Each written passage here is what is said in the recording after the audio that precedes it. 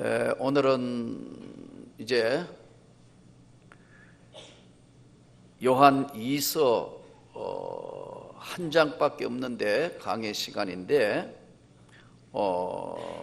필요한 것은 적으시면서 요한 1서 5장을 강의했고 이제 오늘 2서 다음에 3서 하면 이제 요한 1, 2, 3서가 강의가 마무리되겠습니다. 천상회의 하나님의 인간 이야기라는 소책자에 보니까 하나님이 어느 날 이제 구약 시대를 대표했던 모세, 엘리야 그리고 이제 천사들을 대표해서 가브리엘, 우리로 얘기하면 작은 숫자 임원회가 모인 것 같아요. 그래서 주제가 뭐냐 하니까 모든 인간들이 도무지 죄를 지어서 하나님을 모르고 하나님께 올 수 없으니까 이 죄인이지만 그래도 인간을 사랑한다는 것을 누가 가가 전해야 되겠는데 누가 가면 좋겠냐. 그러니까 가브리엘 천사가 아무래도 제가 제일 나을 것 같습니다, 하나님. 그랬더니 그 옆에 있는 모세하고 엘리야하고가 뭐라고 이야기했냐면은 그대는 너무 화려한 옷을 입고 가기 때문에 눈에 띄어가지고 천사인 줄 다 알아. 그래서 안 돼요. 그래서요. 그러니까 모세가 그러면 그렇게 이야기하고 난 데는 그러니까 제가 가겠습니다 하니까 천사하고 엘리야가 그대는 혈기가 있어 안 돼. 화나면 막 반석도 치고 뭐 혈기가 있어가 안 돼. 그러니까 엘리야가 이제 듣다가 아무래도 갈 사람 없으니까 제가 가는 게 좋을 것 같습니다. 그들은 뭐 힘 빠지니까 로뎀나무 밑에서 죽여달라고 해놓고 자격 없어. 그러니까 서로 세 사람이 다투는 걸 보고 하나님이 안 되겠다, 내가 내려가야겠다. 그래서 내려온 분이 예수님이라는 이야기를 하면서 천상의 인간 이야기 소책자에 나오는 거 보고 참 재미난 이야기지만 일리가 있는 이야기다.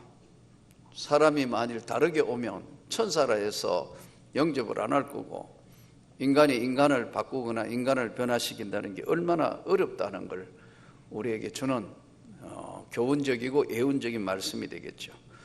오늘 요한 2서 특징이 성경은 하나님의 인간 사랑 이야기를 다룬 것인데 오늘 전체적인 해석은 요한 1서와 별반 다른 것이 없습니다만은 요한 1서, 요한 2서, 요한 3서를 굳이 주제별로 나누어 본다면 요한 1서의 이야기는 하나님을 사랑하는 자는 하나님과 진실한 교제가 이루어져야 하는 것이다. 진짜 하나님을 사랑하면 하나님과 진정한 교제가 이루어져야 된다는 것이 1서의 핵심적인 내용이고요. 요한 2서의 주제는 하나님의 사랑을 거짓말로 바꾸는 거짓 교사를 조심해라. 하나님의 진실한 사랑을 이야기하는 건데 그것을 하나님의 사랑을 거짓으로 바꾸는 거짓 교사를 조심을 해라. 그리고 이제 다음에 다루는 요한 3서는 하나님을 사랑하는 자는 서로 먼저 대접해라. 하나님을 정말 사랑하는 사람은 남이 나에게 대접하기를 기다리지 말고 먼저 대접을 하라. 이런 내용으로 전체를 정리할 수 있겠습니다. 자, 그러면 이제 본론적으로 오늘 2장을 강의해 가면서 2장의 내용들을 확대 해석하면은 예수님이 참 인간으로 오신 것을 아니다는 거예요. 예수님은 딱 두 가지로 나누면 예수님은 하나님이지 인간은 아니다. 또 어떻게 주장하는 사람은 예수님은 인간이지 참 하나님은 아니다. 이 두 가지가 당시에 많은 논란을 가지고 있었는데, 우리는 오늘 진정한 신앙 고백이 예수 그리스도는 참 하나님이며 참 인간이고 그분은 우리하고 다른 것은 죄가 없는 분이다는 것이에요. 당시에 이원론적인 영지주의자들이 영은 선하고 육은 악하다는 것을 굉장히 주장 많이 했기 때문에 오늘 요한 2서의 핵심은 그런 자들을 조심해라, 그런 자들과 사귀지도 말고 조심하라는 내용이 바로 오늘 요한 2서의 핵심적인 내용이 되겠습니다. 자, 그러면 이제 오늘 13절까지 중요한 것들을 나누어 보면 1절부터 3절은 인사고 4절부터 13절은 이제 핵심적으로 사랑의 교훈과 우리가 해야 할 일 두 가지를 이야기를 하고 있어요. 먼저 이제 인사를 하는데 한번 보십시오. 장로인 나는 택하심을 받은 부녀와 그의 자녀들에게 편지하노니 내가 참으로 사랑하는 자요 나뿐 아니라 진리를 아는 모든 자도 그리하는 것은, 사도 요한이 자기를 장로인 나는 이렇게 자기를 소개했어요.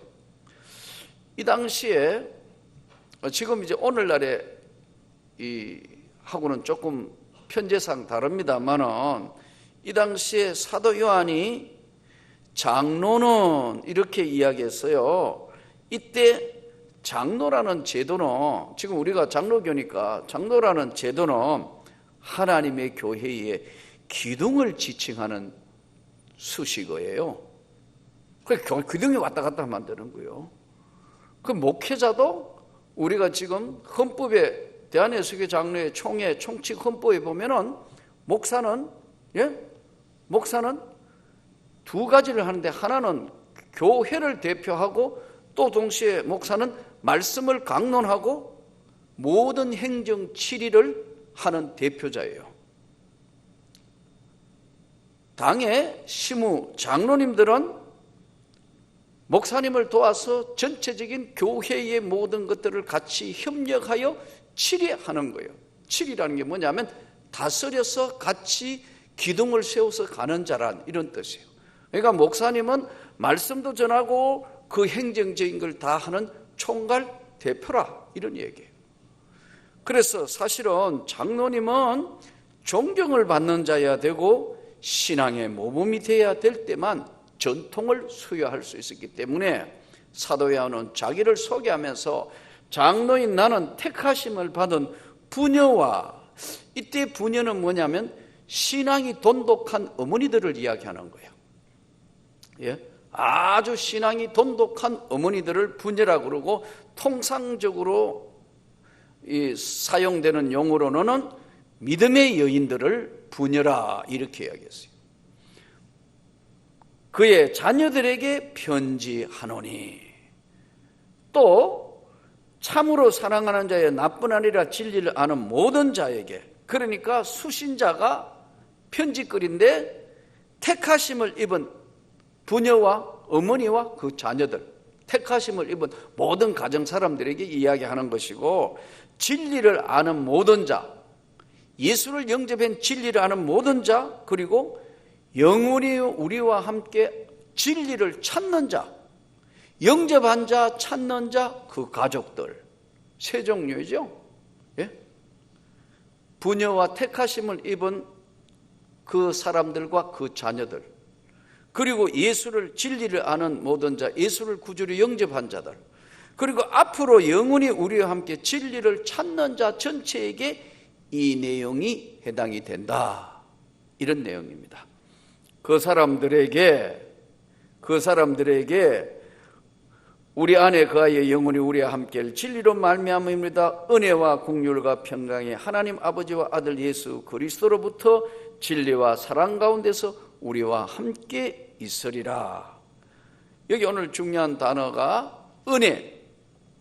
은혜는 죄가 있어서 받을 자격이 없는 자가 하나님의 사랑으로 받는 것을 은혜라 한다. 은혜는 한마디로 뭐냐? 하늘로부터 내리는 모든 좋은 것을 은혜라 한다. 그 은혜는 두 가지라고 그랬죠. 일반 은혜, 특별 은혜. 그리고 한 가지 더 추가한다면 은혜 위에 은혜. 일반 은혜는 모든 사람에게 다 똑같이 준다. 이른 비 늦은 비 누구든지 똑같이 공기 주시고 똑같은 한 번밖에 없는 삶을 주시고 시간을 주시고. 일반 은혜. 특별 은혜는 뭐냐면 구원의 은혜, 선택받은 은혜. 그리고 한 가지 더 추가한다면 은혜 위에 은혜. 은혜 받았는데 그 위에 더 큰 은혜 받는 거. 이것이 바로 은혜. 내가 뭘 받아야 될 자격이 없는데도 불구하고 주시는 것이 은혜라. 이번에 이제 제가 주일날 저녁부터 이제 부산에 있는 교회 가가 집회를 하러 갔는데 그 참 목사님이 교회는 뭐 그렇게 크지 않고 한 100여 명 정도 조금 넘는 이쪽 저쪽 어른들 청년 합해서 한 100여 명 조금 넘는 그런 교회예요. 교회당은 작지만 아주 아담하게 잘 예뻐요. 너무너무 예쁘게 지었어요. 근데 옛날에는 이제 그 부산 변두리에 아주 조그마한 그린벨트 위에 뭐 조그마한 요런 브로커 담 위에 그린벨트 위에 세운 교회인데 목사님이 이제 30년 전에 거기 부임을 해가지고 이제 갔는데 교인이 6명이더래요. 그래서 이제 거기서 30년이 지나는 세월 동안 이렇게 아름다운 교회를 이제 예쁘게 작지만 아담해요. 1, 2, 3층 돼 있는데 작아요. 교회가 아주 아담하다고. 자, 그런데 그 목사님이 자기 이야기를 하시더라고. 자기는 주기적으로 숫자적으로 하나님이 고난도 주시고 은혜도 주신대요. 이 목사님은 어떠세요? 그러길래 동의한다고. 저도 그런 것 같다고. 자기 신학교 어떻게 가게 됐냐 하니까 20살에 19 되던 해에 발병이 돼가 심해요. 폐결핵, 폐병이 발병됐는데 도저히 못 산다 해서 마산 요양원에서 피를 토하고 있던 어느 날 아무리 생각해도 안 돼서 하나님 한 번만 살려주시면 내가 하나님이 원하시는 삶을 최대한 한번 주님 앞에 믿음으로 살다가 가게 해주시고 또 기회가 주어지면 제가 주님의 종으로서 일을 하겠습니다. 그래서 그때까지는 나으려고 그렇게 애쓰고 정말 피 한 번 통하고 난 뒤에 참 막 이런데 하나님 앞에 그런 기도하고 난 뒤에 이제 데려가셔도 괜찮습니다 하고 기도하고 나니까 그렇게 마음에 평안이 오더래요. 그런데 그때부터 병에 차도가 생겨서 자기 나음을 입었다 하더라고요. 그러고 이제 신학교 졸업하고 또 이제 그 교회 부임회가 이제 해서 그 이제 그린벨트에 있던 지역이 해제가 되는 바람에 이제 거기서 다시 이제 조그맣게 지었다가 이제 새로 성전을 지었어요. 뭐 아직 부채가 많더라고요. 숫자에 비해서는 참 부채가 많은데 제가 웃으면서 그랬어요. 교회 부채는 하나님 부채니까 아무 염려 없어. 교회는 부흥하고 성장하면 그게 저절로 쭉 가면서 내려가는 거니까 그 빚 갚으려고 막 그러면 은혜도 안 되고 빚 갚으려고 아무것도 안 하고 그러면 하나님이 안 기뻐하시니까 안 되는 거요. 그랬더니 맞습니다 목사님 그러더라고요. 그런데 이제 교회 지을 즈음에 지어가 막 조그만한 교회가 그렇게 하려니까 얼마나 힘들었겠어요. 그럴 즈음에 또 담낭암 사형 선고. 그래서 유언하라 그래가지고 병원에서 나오면서 그랬대요. 교인들 놔두고 가는데 하나님 교회당만 짓고라도 가게 해주시라고. 그런데 또 하나님이 고쳐주시가지고 이제 이렇게 교회당도 짓고 건강해져 가지고 병원에 갔더니 당신 죽고 못 산다고 했던 사람이 우리나라의 유명한 담낭암 그쪽에는 유명한 닥터래요. 자기가 찾아갔더니 죄송하다고, 틀림없이 죽는 줄 알았다고, 목사님 죄송한데 그래도 목사님 보니까 제가 논문을 새로 하나 쓸 수 있는 예외도 있다는 논문을 써야 될 것 같습니다. 그러더래요. 이 담낭암이 이 정도 요 수치에 뭐면 반은 죽는다 판결을 그러 내렸으니까 의사가 그래도 살아날 수도 있구만요. 그래서 자기가 그분한테 그런 이야기를 듣고 오면서 지금까지 살아있는데 참 감사하다고, 그러면서 자기는 그 숫자적으로 연차적으로 고난도 주시고 위로도 하시고 하나님이 함께 하신다고 그래요. 그래서 제가 웃으며 그랬어요. 하나님이 사랑하는 자는 때로는 고난도 주시고, 또 하나님이 사랑하는 자는 하나님이 살아계신다는 위로도 주시고 그러는 거예요. 여러분, 그래요. 좀 독특한 분이긴 하지만 그러다가 보니까 참 고난도 많았지만 그 교인들이 아주 일치단결해 가지고 사랑하고 또 열심으로 기도하는 모습이 참 보기 좋았어요. 여러분, 우리는 오늘 은혜라는 것은 아무것도 할 수 없을 때 회복시켜 주시고 도와주시는 것이, 찾아오신 것이 은혜예요. 내가 할 수 있다 생각해 가지고 그때 해결하는 건 은혜가 아니에요. 은혜는 내가 할 수 없는 한계 선상에서 개입하시고 함께 하신 것이, 그것이 은혜예요. 오늘 구원이 바로 그런 은혜예요. 죄로 인하여 죽을 것 같은 게 아니고 죄로 인하여 죽은 저와 여러분을 살리신 거예요. 그 은혜가 뭐냐 하면은요, 바로 내가 마땅히 받아야 될 것이 아니고 나는 받을 자격이 없는데도 불구하고 주신 것이 은혜라는 겁니다. 할렐루야. 또 긍휼은 뭐냐면, 긍휼히 여긴다 하는 것은 불쌍히 여기는 하나님의 마음이에요. 불쌍히 여기는, 그것이 참 안 됐다, 긍휼히 여기는 자는 긍휼히 여김을 받을 것이요, 참 너무너무 안타까운 마음으로 바라보는 그 긍휼히 여기는 마음, 그것이 바로 하나님의 마음이에요. 거기 장로님이 세 분이던데 다 젊어요. 아주 젊은 장로님들이.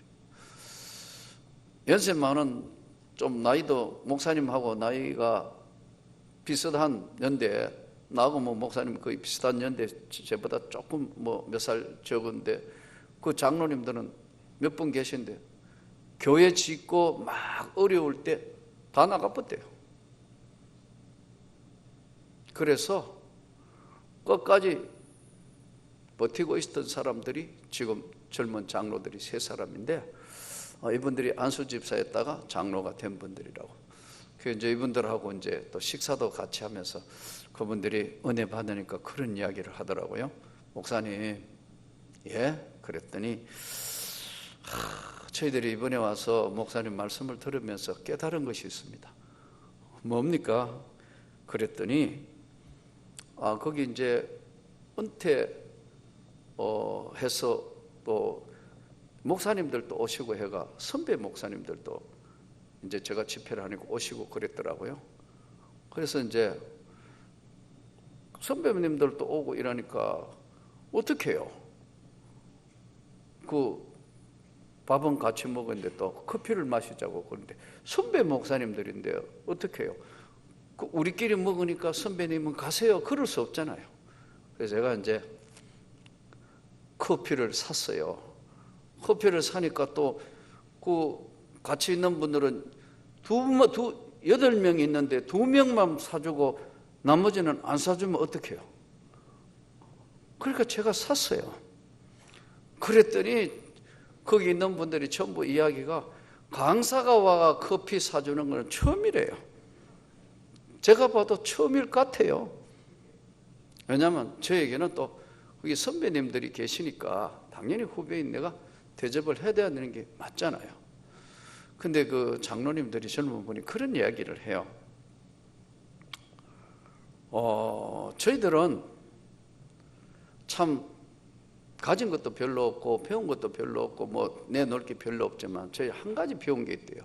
그게 뭐예요? 그랬더니 저희들은 끝까지 주님 앞에 충성하면 주님이 은혜를 베푸신다는 걸 배웠습니다.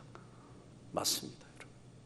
그래서 우리가 하나님 앞에 끝까지 충성하는 게 중요합니다. 어느 정도 하고 고마한다. 이때까지 다 했는가 한목의 죄로 되고. 이것이 바로 성경이 우리에게 주시는 중요한 교훈입니다. 저는 그래서 날마다 기도하는 게 하나님, 제가 이 교회를 맡아 있을 동안 마지막까지 끝까지 충성하게 해주십시오. 할렐루야. 여러분들이 주님 앞에 받은 직분, 주님 앞에 서는 그날까지 끝까지 충성하셔야 됩니다. 그것이 충성이고 하나님의 마음의 궁결이고. 그래서 그 목사님이 이제 참 작은 교회가 뭐 큰 교회도 아니까 대접하기가 쉽지 않지 않습니까? 근데 그 따님이 그 호텔에 근무한다고 그 특급 호텔인데다가 특실을 줘왔는데 16층에 난 그렇게 좋은 호텔에 자보기도 처음이에요. 보니까 광안대교가 한눈에 쫙 그 밤에 부산 광안대교가 쫙 열리는데 거기 제일 잘 보이는 호텔 16층에 저 호텔에 따님이 근무하더라고. 몰랐는데 이제 전화 왔는데 바다하고 다리하고 쳐다보다가 보니 1시간이 언제 지나가 본지 모르겠더라고. 너무 경치가 좋아가. 내일 아침에 자고 새벽기도 가야 했는데 넋을 잃고 바다를 보는데, 예? 참 아름답다.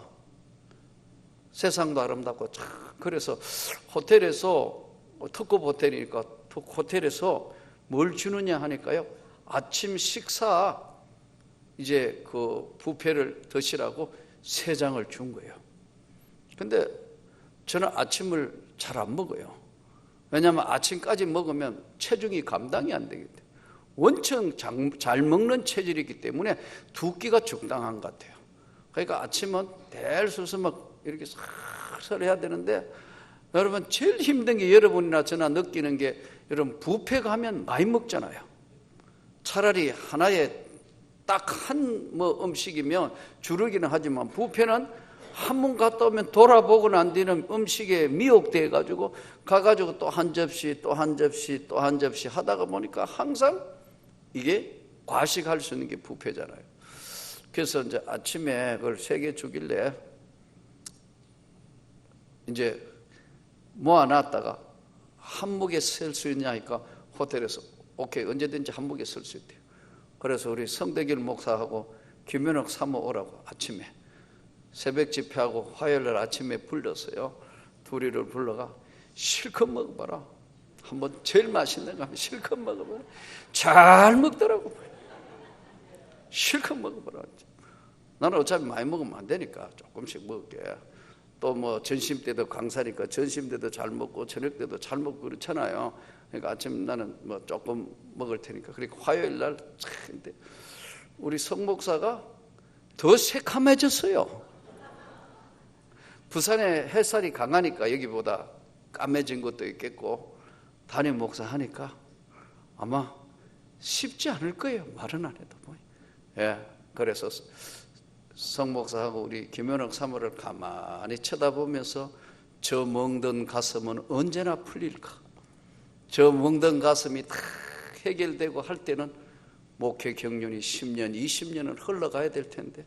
그래, 목사님 제가 그랬어요. 기도하는 것밖에 없어? 또 막 그러길래 다 그래 지나가는 거야. 또 막 그러길래 그래, 그래도 하나님이 꽉 잡고 계시니까 아무 일 없어. 이런 이야기를 하려면 적어도 30년 내공은 사이야 하는 거예요. 하루아침에 되는 게 아니에요, 이렇게. 예? 그래서 잘 먹길래 우리 성목사 4번 갔다 오더라고. 보니까 아침에 4번 가는 거예요. 대단하다. 그러니까 뭐 실컷 먹어봐라. 뭐 이거 뭐 2번 돈 더 달라고 하는 거 아니니까. 김현욱 사모도 3번 갔다 오더라고. 나는 딱 1번 반 갔다 왔어요. 너무너무 좋아하더라고. 그래서 이제 이런저런 얘기하고 또 격려도 하고. 여러분, 국률이 여기는 마음이라는 것은 하나님의 마음이에요. 저는 여러분들이 교회 생활을 하면서 좀 날카롭지 않으면 좋겠어요. 날카로우면 자기도 베이고 상대편도 베여요. 이 국률이 여긴다는 건 뭐냐면요, 품어주는 거예요. 국률이 여기는 자는 국률이 여김을 받을 것이며, 예. 또 한 가지는 평강이 너희에게 있을지어다. 평강이 너희에게 있을지어라는 것은 구원자에게 주시는 하나님의 평안함과 기쁨이에요. 하나님의 기쁨. 예수 믿는 자에게 주시는 뭐 아무것도 기뻐할 이유가 별로 없는데도 절망 가운데 힘들고 어렵고 외로운 가운데도 그분 하나님이 위로부터 주시는 평안함, 기쁨, 여러분들이 충만하게 누렸으면 좋겠습니다. 오늘 이 요한 2서는 조금 전에 말씀드린 것처럼 진리를 아는 모든 자, 그리고 영원히 우리와 함께 진리를 찾는 자와 택하심을 입은 그 가족들에게 편지하는 말씀인데, 반드시 명심해야 될 것은 너희가 서로 사랑하라. 전체 요한서의 주제인데, 그 중에 조심해야 될 것은 바로 거짓 교사들은 예수 그리스도가 인간의 몸을 입고 이 땅에 오셨다는 걸 안 믿는 거예요. 그러므로 여러분, 오늘 우리는 온전한 예수 그리스도를 믿어서 하나님의 영광에 설 수 있기를 축복합니다. 이제 사랑의 교훈인 4절부터 13절 전체를 보면 몇 가지를 말씀을 하는데, 부녀여 5절 내가 이제 내게 구하노니 서로 사랑하자. 이는 새 계명같이 너게 쓰는 것이 아니요 처음부터 우리가 가진 것이라. 새 계명, 10계명, 새 계명 뭐 여러 가지로 이야기합니다. 자, 그러면 10계명이나 새 계명이나 하나님의 계명에 전체적으로 다 묶어서 이 계명, 주님의 계명을 우리가 온전히 받들려 하면 어떻게 해야 되느냐? 첫째는 주님께서 하신 명령한 계명은 순종을 못할 것은 아닌데, 이 계명을 지키려 하면 왜 어려우냐면 희생해야 되기 때문에. 희생을 해야 된다. 여러분, 우리가 전도해야 되는 것 하나님 앞에 받은 계명인데, 전도하려면 시간을 내야 되는, 희생을 해야 된다.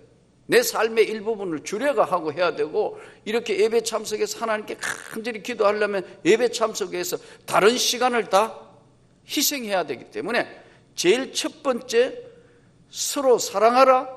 그리고 9계명, 10계명 모두가 뭐냐 하면은 순종 못할 건 아닌데 희생을 요구한다. 할렐루야. 주님, 내가 희생하겠습니다. 기관에서도 내가 희생하고 기준이 되어 보겠습니다. 내가 가정에도 내가 희생하겠습니다. 교회에도 내가 희생하겠습니다. 이런 사람이 많아지면 이 교회는 건강한 교회고 축복받은 교회고 축복받은 조직이 되는 거예요. 그런데 말로만 하고 나는 시간을 낼 수 없습니다, 나는 못 하겠습니다 하면은요, 순종 못할 것은 아닌데 희생이 없는 것이기 때문에 새 계명과 9계명을 이룰 수가 없다는 거죠. 또 한 가지는 새 계명과 9계명 너희가 서로 사랑하라는 것의 공통점 두 번째는 뭐냐면 세상과 구별되어라. 세상과 똑같아 버리기 때문에 항상 문제가 생기는데, 세상과 구별되어 거룩하게 살아라. 세상에 이거 예수 믿는다 하면서도 세상과 조금도 구별이 안 되니까 오히려 손가락질을 받을 수밖에 없는 그 시대나 오늘 시대나 하나님 앞에 세상과 구별되어 살아라. 그것은 거룩함의 본질을 훼손하지 마라. 그런 말씀이에요. 이거 우리가 꼭 정말 명심해야 합니다. 그러지 않으면 하나님이 세상을 구분할 때 바로 거룩성의 이야기예요. 희생, 순종 못할 것은 아닌데 내가 희생을 요구하는 것이고 구별을 요구하시는 것이고, 세 번째는 자발적인 것을 원하신다. 억지로 하는 걸 별로 안 원하세요. 주님은 스스로 자발적으로 해야겠다. 이거 정말 내가 참 최선을 다해서 내가 해봐야 되겠다. 예? 내가 순종하고 내가 해봐야겠다. 그게 안 되면 강제적인 것이 될 때는 피곤하고 힘들고 어렵고 받을 상급도 크게 없어요. 그러므로 오늘 9계명, 새 계명에 하나님 앞에 저와 여러분이 반드시 명심해야 될 것은 자발적으로 하면 좋겠습니다. 네, 자발적으로 모든 일들을 주님, 제가 여기 있습니다. 제가 해보겠습니다. 자발적으로 할 수 있는 삶이 되면 좋겠습니다. 우리가 오늘 이 시대를 살면서 모든 사람들이, 믿음은 모든 사람의 것이 아닙니다. 세상이 요즘 너무 흉측해지고 또 나라도 지금 참 혼란하고, 우리 지금 한국 교회도 그 어느 때보다 위기니 어떠니 다 이야기를 하면서도 뚜렷한 대안을 내놓지를 못해요.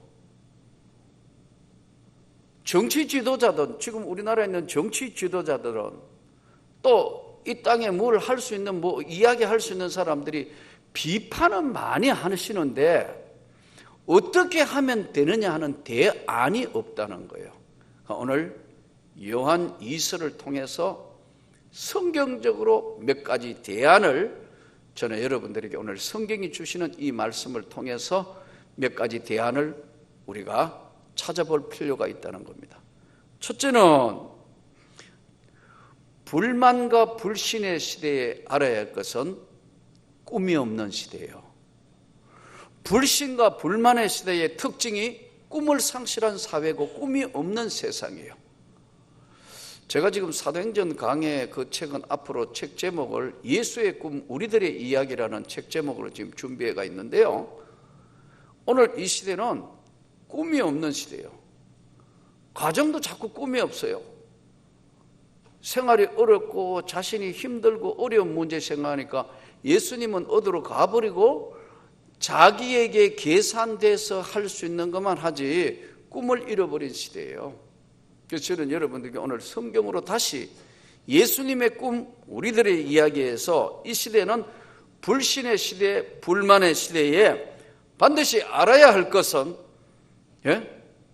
세상이 변하고 주변의 모든 환경이 변하고 우리 자녀들이 위협받고 여러 가지 국가적인 문제, 세계의 모든 문제들 흘러가고 있는 모든 것들을 다 종합해 보면 우리가 이 땅의 역사의 주인이 되려 하고 예수의 진짜 훌륭한 제자가 되려 하면 다음 몇 가지 성경적으로 정리해 본다.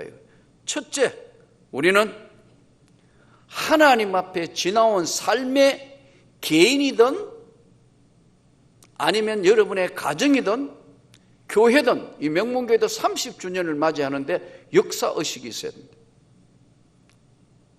이 교회 하루아침에 된 게 아니거든요. 대한민국이 하루아침에 이루어진 게 아니란 말이에요. 저와 여러분이 갑자기 어느 날 이 나이 이 시간에 여기 있는 게 아니라는 거예요. 지나간 세월들이 있었고 지금 여기까지 오기까지 있기 때문에 역사의식이 분명히 있어야 된다. 역사의식이 있는 사람만이 하나님의 은혜의 세계에 바로 설 수 있다는 거예요. 그래서 예수님께서도 절대로 역사를 무시하지 않습니다. 신약 성경이 시작되면서 아브라함과 다윗의 자손 예수 그리스도를 정확하게 이야기해요. 뿌리가 있다 이거예요. 왜 그냥 오셔도 되는데 왜 아브라함과 이삭과 그 약속으로 오신 거 그냐면 역사의식이에요. 저는 여러분들이 오늘 은혜 받아서 어느 날 은혜 받아서 여기 있는 게 아니고 오늘 여기까지 삶을 지탱해 주신 하나님의 섬세하신 손길을 볼 수 있는 성경적 역사의식을 가지라는 거예요. 믿는 가정에 태어난 사람이 있고 나처럼 안 믿는 가정에서 목사된 사람도 있고 또 내가 살아온 삶의 가장 힘들 때 나를 만나주신 하나님, 그 역사적인 하나님과의 만남의 역사적인 정리가 첫 번째 여러분에게 있어야 한다는 거예요. 할렐루야. 그런 사람은 흔들리지 않습니다.